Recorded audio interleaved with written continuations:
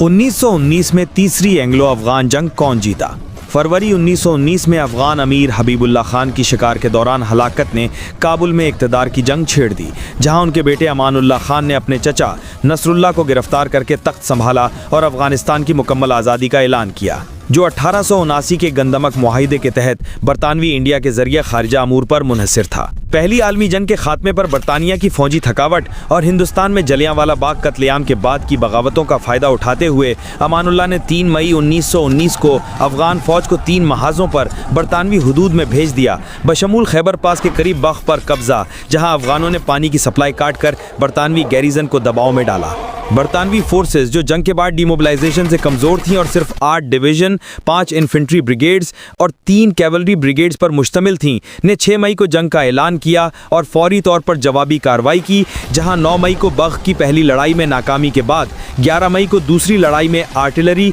और इन्फेंट्री हमले से अफगानों को शिकस्त दी, जिसमें 100 अफगान हलाक और 300 जख्मी हुए, जबकि बरतानवी नुकसान 8 हलाक और 31 जख्मी था। इसी दौरान रॉयल एयरफोर्स ने काबुल और जलालाबाद पर बमबारी की, बशमूल 24 मई को अमीर के महल पर हमला, जो अफगान मोराल को कमजोर कर गया, और जनूबी महाज पर स्पिन बॉल्टिक पर कब्जा किया। 27 मई को थल किले पर अफगान हमले में बरतानवी गैरिजन को शदीद दबाव का सामना करना पड़ा, मगर ब्रिगेडियर रेजनल डायर ने 1 जून को रिलीफ फोर्स भेजकर अफगानों को पीछे धकेला, जिसमें 94 बरतानवी हलाक या जख्मी हुए। जंग में अफगानों की 50,000 रेगुलर फौज और 80,000 कबायलियों को जदीद हथियारों और सप्लाई की कमी का सामना था, जबकि बरतानवी फिजाई बर्तरी ने फैसलाकुन किरदार अदा किया। 31 मई को अमानुल्लाह ने आर्म्स टाइज की दरख्वास्त की, जो 3 जून से नाफिज हुई, और जंग फौजी तौर पर ड्रॉ रही, जहां अफगान हमले नाकाम रहे, मगर बरतानवी थकावट ने मुज़ाकरात की राह हमवार की। 27 जुलाई से रावलपिंडी में मुज़ाकरात शुरू हुए, जहां बरतानवी नुमाइंदा हैमिल्टन ग्रांट ने अफगान मुतालबात जैसे जंगी मुआवजा और कबायली इलाकों पर कब्जा मुस्तरद किया और 8 अगस्त को अल्टीमेटम देकर 8 अगस्त को मुआहिदे पर दस्तखत करवाए,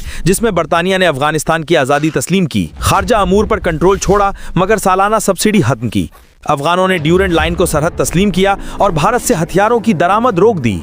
ये मुआहिदा 1921 में काबुल में तरमीम के साथ मुकम्मल हुआ, जो फौजी फतह से ज्यादा बरतानवी सल्तनत की जंगी थकावट और सियासी दबाव का नतीजा था,